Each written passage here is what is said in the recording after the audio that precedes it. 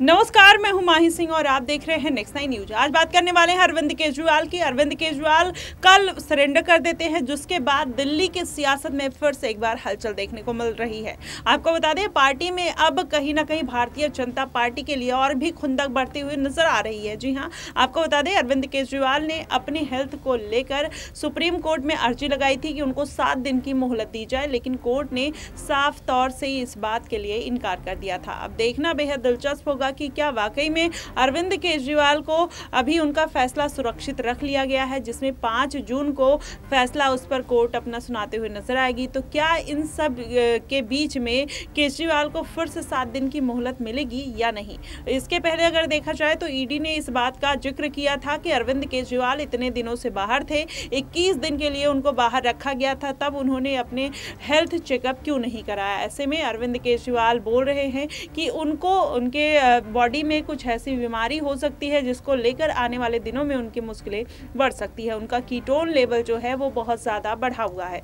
अब ऐसे में क्या ईडी और कोर्ट उनको इस बात की इजाज़त देगी कि वो बाहर आके फिर से अपना हेल्थ चेकअप कराए, या 7 दिनों की जो अरविंद केजरीवाल मोहलत मांगते हुए नजर आ रहे हैं, क्या वाकई में इस बार कोर्ट उनको फिर से मोहलत देगी? क्योंकि अरविंद केजरीवाल के लिए 21 दिन की मोहलत काफ़ी मानी जा रही थी। वहीं विपक्ष लगातार ये सवाल उठाता हुआ नजर आ रहा था कि अरविंद केजरीवाल को इस तरीके से छूट दे देना कहीं ना कहीं आम जनता के साथ नाइंसाफ़ी होगी। ईडी ने ये दलील भी रखी थी कि अरविंद केजरीवाल को अगर स्पेशल ट्रीटमेंट दिया जा रहा है तो कल को कोई किसान अगर जेल में आता है तो बोलता है कि अगर हमारे फसल कटने का टाइम है तो हमें जेल से बाहर जाने दीजिए, तो क्या कोर्ट उनको इस बात के लिए इजाज़त देगी या राहत देगी? तो अरविंद केजरीवाल को इस तरीके की इजाज़त क्यों मिल रही है? इस तरीके की दलीलें ईडी की तरफ से दी गई थी, लेकिन कोर्ट ने इन दलीलों को कहीं ना कहीं नज़रअंदाज कर दिया और अरविंद केजरीवाल को 21 दिन की मोहलत दी थी।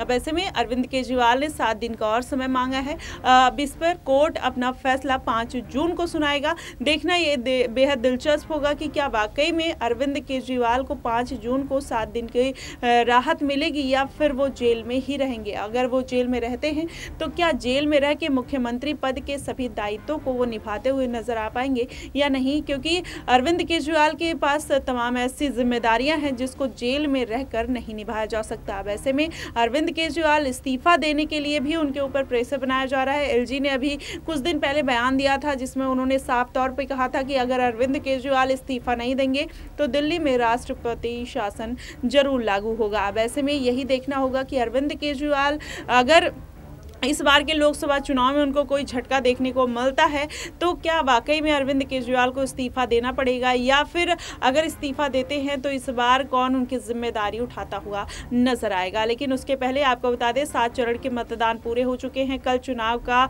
रिजल्ट आ जाएगा। ऐसे में देखना होगा कि अरविंद केजरीवाल जिस जद्दोजहद के साथ चुनाव प्रचार में जुटे हुए थे, कन्हैया कुमार के लिए वो प्रचार करते हुए नजर आए थे, तो क्या इस बार आम आदमी पार्टी सीटों में इजाफा कर सकती है, या फिर जिस तरीके से मीडिया रिपोर्ट्स के हिसाब से अगर देखा जाए तो अरविंद केजरीवाल को 1 सीटें मिलती हुई नजर आ रही है। वहीं हमारे एग्जिट पोल के हिसाब से अगर बात करें तो अरविंद केजरीवाल को दिल्ली में 4 सीटें और बीजेपी को 3 सीटें मिलती हुई दिखाई दे रही हैं। देखना बेहद जरूरी है। कल के डेट में पता चल जाएगा कि इस बार अरविंद केजरीवाल को वाकई में दिल्ली में कितनी सीटें मिलती हैं, और फिर आम आदमी पार्टी जिस तरीके से इस बार दावे करते हुए नजर आई थी कि जो जेल का जवाब है वो वोट से जनता देगी, क्या वाकई में जेल का जवाब वोट से जनता ने दिया, या फिर भारतीय जनता पार्टी इस बार फिर से क्लीन स्वीप करते हुए नजर आएगी? ये देखना बेहद दिलचस्प होगा। फिलहाल आपका इस पे क्या राय है, आप हमें कमेंट बॉक्स में ज़रूर बताइएगा। फिलहाल के लिए बस इतना ही। देश और दुनिया की तमाम खबरों के लिए